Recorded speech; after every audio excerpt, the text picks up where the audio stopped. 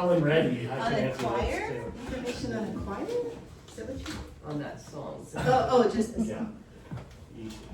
No, I'm very excited there for a second. Oh my gosh, so many amazing things have been happening here at the Lighthouse. And one of the things that I'm not sure which I'm most excited about, but I'm going to share with you that that our Lighthouse and our ministry was featured in the Science of Mind magazine this month. Oh, cool. May version.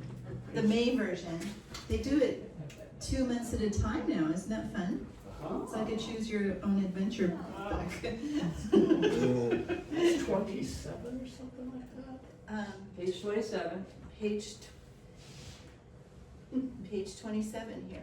See you guys on Aw. Orange Valley on the Celebrating the Goodness campaign. And so what is happening is they are featuring different centers and different movements in our organization that are doing good stuff. So we qualify. And we got to do it. So we have some copies here if you're interested. And if we run out, we can certainly get more. We know how. And the other thing I'm super excited about is our little pantry that we're calling. What are we calling it? The The circulation station. It's been so active. It was planted when, on Friday? Last Friday. This past Friday. And already so much stuff has moved through it. Water, snacks, personal hygiene supplies, little sewing kits. And what's happening is that other people are putting stuff in. Yeah. That's awesome. I went and looked in it yesterday to restock it, and there was canned soup, pull top, no can opener needed, pull top. There was other snacks, waters. And then yesterday I looked in it and somebody had put in a pencil, just a pencil. And it inspired me to put in a couple of little notebook journals, right? And they're gone. It's just magical. And I keep like, whenever I'm here, I'm like looking out the window. I'm like, I want to see it in action. It's like, I want to see what's happening there, right? I know, it's fine in the pantry. I haven't seen it happen yet, but clearly it is happening. So, my talk today is called Bearing True Fruit. Because what else can I speak about with any authority? So, once upon a time, and this is how I always start stories about my past. Once upon a time, I lived in California, in the magical land west of Healdsburg. And if anybody knows anything about that area, kind of north of the Santa Rosa, north of the San Francisco area, it's all very much about, it's wine country. Yeah, it's wine country. And in my opinion, Sonoma County rocks that's really loud. Sonoma County rocks the wine better than Napa. I just have to say it. Napa's really popular, but Sonoma County's got it going on. But anyway, I'm not here to talk about wine. What I'm here to talk about is my time there. I lived in an intentional community for about 10 years. I lived in an intentional community there in West County, West Healdsburg, Dry Creek Valley. And our intentional community was kind of funny because it was this intentional community like right in the middle of all of these billionaire grape vineyards and their wineries and their big mansions, and we weren't living like that. We were a little hippie community, kind of stuck in the middle. We were like Austin, like in the middle of Texas, right? And our community, we did have a nonprofit status. We were Egret Farms. And we did grow grapes. And we were, at the time, the only certified organic grape growers in the county. And we also had a 1/4 acre of vegetables and fruit that we grew. And so our job was growing food. That was the focus, and that was our income to support our community. And it was a magical time in my life. It was a time of community. It was a time of daily spiritual practice in community. And it was a lot of hard work too. We weren't slouching. And what I learned in my experience there growing grapes and growing vegetables was that like Linda was saying about Eden, our fig tree, communicating, the plants were talking to us, to me. And I'm still fascinated, it never gets old, the whole seed to sproutling, to plant, to fruit, to harvest, to back to seed, that whole cycle, it's so natural and it feels so magical every single time it happens. It fascinates me. And to be so involved with in such a deep way of watching that life cycle happen was very informative. And so I was learning about communication in this community, not just communication with the other people in the community, which was important, but also communication with the land and communication with the plants that we were working with. And what I came to understand is that these plants were communicating with me not with words, like I wasn't hearing them talking to me. They were communicating with me through their fruit. They were communicating with me by what they were producing. So by observing how the grapes looked and tasted, I could tell what was happening, right, with the plant. Growing wine grapes, there needs to be a certain level of sugar in your grape. Otherwise, you can't sell your grapes. No, the winemakers don't want them because they don't make good wine. So by looking at the grapes, by looking at how the fruit turned out, whether it was juicy, whether it was dry, whether the sugar was too high or too low, it was communicating something to me. And also the tomatoes in our garden, whether they're juicy and sweet, or maybe they're kind of grainy and tasteless, or our herbs, are they smelling herby, or are they just kind of looking kind of dull and flat? So all of it was telling me something, and it wasn't telling me about the fruit. The fruit was just a sign about what was happening with the roots. And I didn't stand there getting mad at the tomatoes, right? I wasn't getting mad at the tomatoes for not being juicy. I wasn't shaming the grapes for not having enough sugar, although I did have thoughts about that because it was our main income source. But I was learning to understand something deeper. That what was happening at the root level of the plant was determining how the fruit showed up, and because I understood that, I learned where to place my attention. Not on the fruit, but on the soil that the roots were living in. Because I learned that when I started adjusting the soil, when I nourished the roots, the fruit started changing. And so the fruit was simply an outpicturing of the condition of the soil in which the roots live.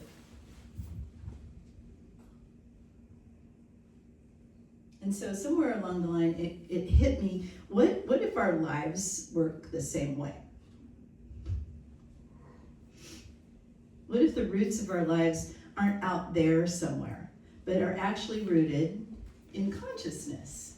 Well, we know that this is true. Because science of mind, we understand that consciousness is the creative medium. It is the soil in which we live. And it's what everything grows out of. So if the roots of our lives are in consciousness, what are the roots made of? They're made up of our thoughts. They're made up of our assumptions. They're made up of our expectations of how life works. And they're made up of the stories that we tell ourselves. especially even the stories that we don't realize that we're telling ourselves, those subconscious underlying stories.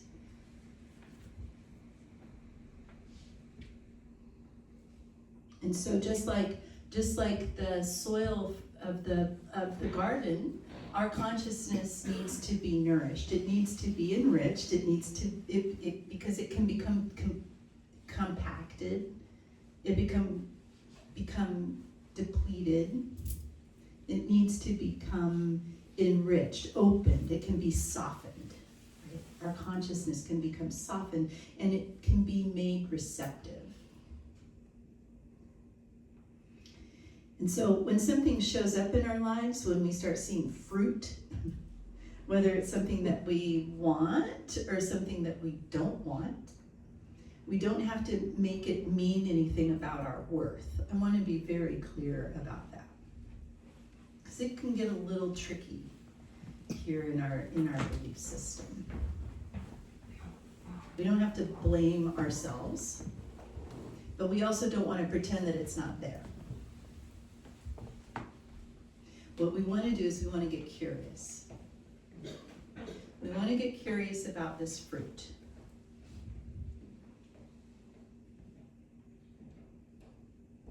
We can ask ourselves, what is this revealing about the soil that I've been planting in my consciousness? What is this outpicturing in my life revealing about my consciousness? What beliefs are sitting quietly down there where the roots are taking place? What am I watering with my attention without even knowing it?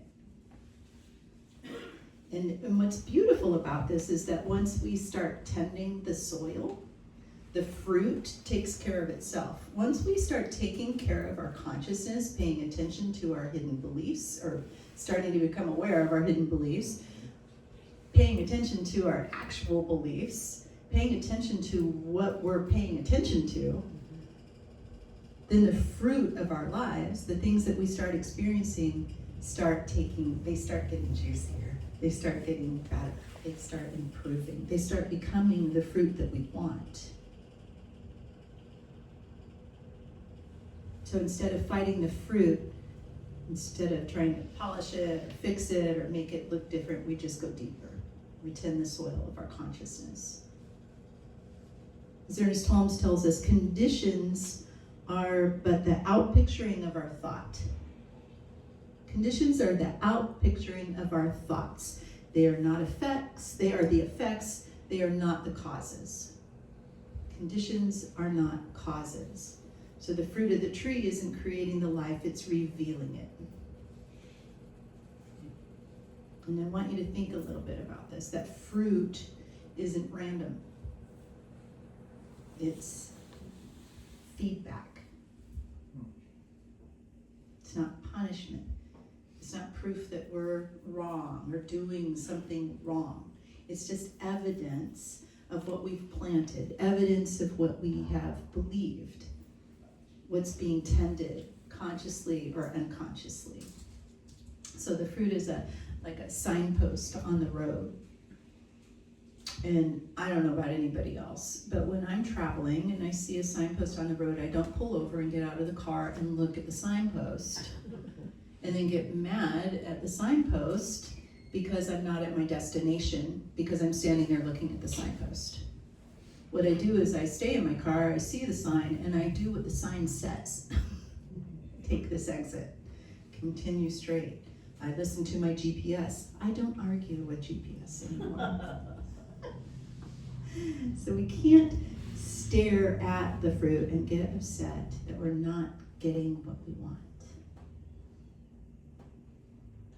And so this is where we're going to anchor into our principle this week, which is demonstration. Demonstration. Thought is creative. Belief becomes form. And demonstration is simply the fruit that shows up. That's it. Come on, water. You don't read this. That wasn't a sign that you recognize. I was looking for the fruit.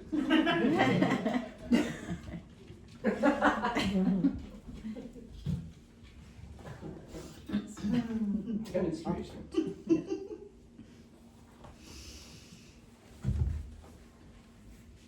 And I want to be clear again that, because this really matters, that this isn't about blame, it's about awareness, because awareness is what gives us the power to choose again and again.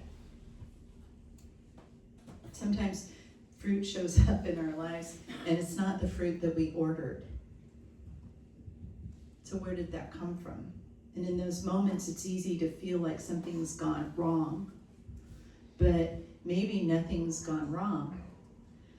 Maybe something is just wanting to be revealed. Michael Beckwith very famously says, pain pushes until vision pulls. So sometimes the fruit we don't like is just life nudging us in a direction to where we want to be.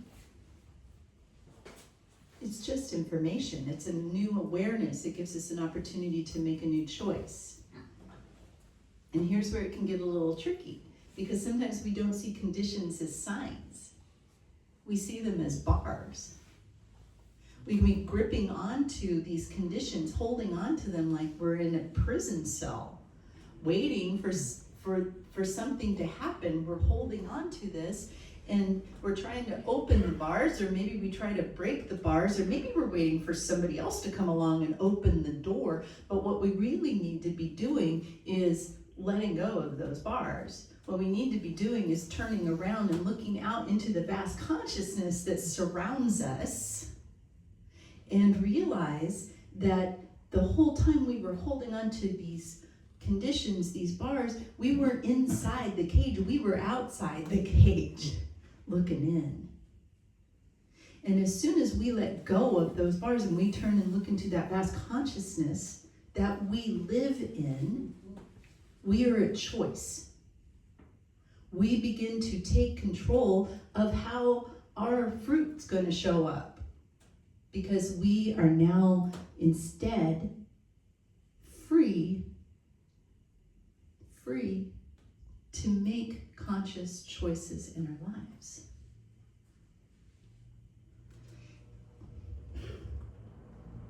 That's what humans do. We do that.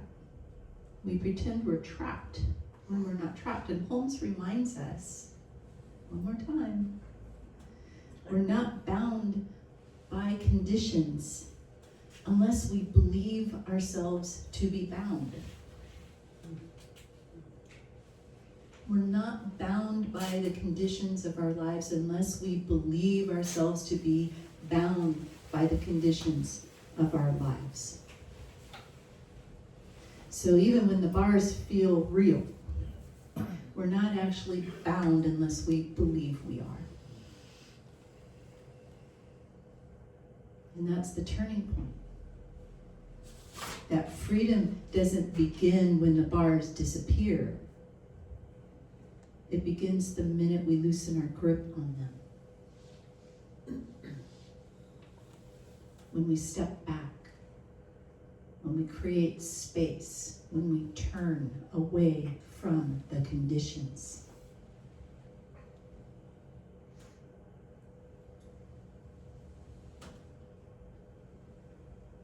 So I'd like to invite you into a simple practice, if you'd be willing.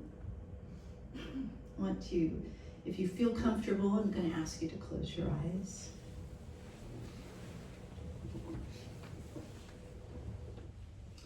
I'm going to ask you to bring into the forefront of your mind a person, or maybe a situation, or maybe a condition in your life.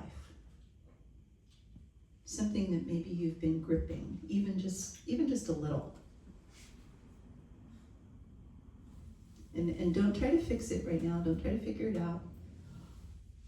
Just notice it and allow it to be there in your mind.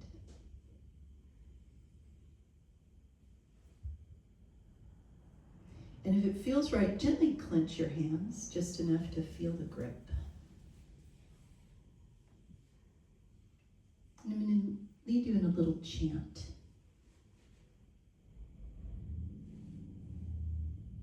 I'll say it once and then I'll ask you to repeat it with me.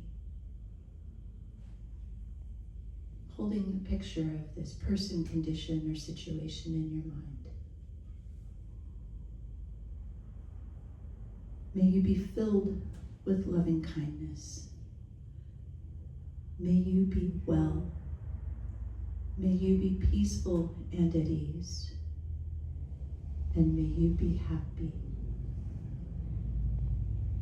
And now as we repeat it together, I'm going to invite you to loosen your grip. May you be filled with loving kindness. May you be well. May you be peaceful and at ease. And may you be happy.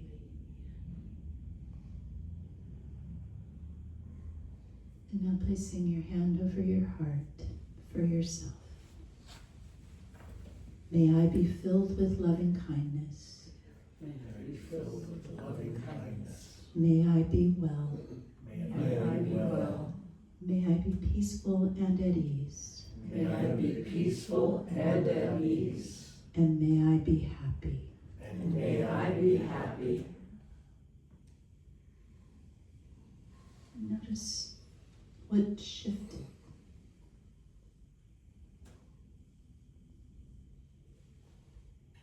Not because the condition changed, but because your relationship to it did. You can open your eyes when you're ready. And this is how we begin to turn from condition to freedom. Not by force, but by releasing our grip and returning to love. The fruit's still there. But now you can read it without fear. And sometimes the bars might still show up, but now you know that you don't have to hold on to them. The fruit shows us where we're planting, and the bars show us where we're gripping. And both are invitations. They're not invitations to judge ourselves, but they're invitations to turn away from them.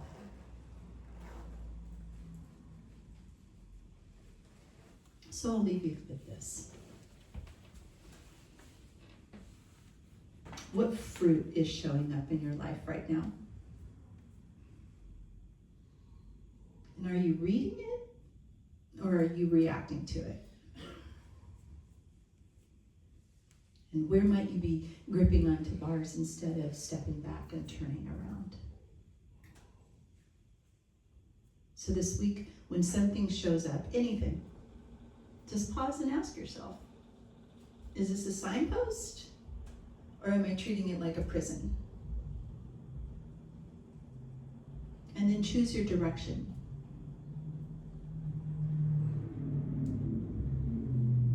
So in closing, I want you to hear once again that the fruit is not your failure. Fruit is not failure. Fruit is feedback. Bars aren't your prison. They're just showing you where you're focusing. And freedom begins the moment that you turn away, not from life, but toward the truth of who you are.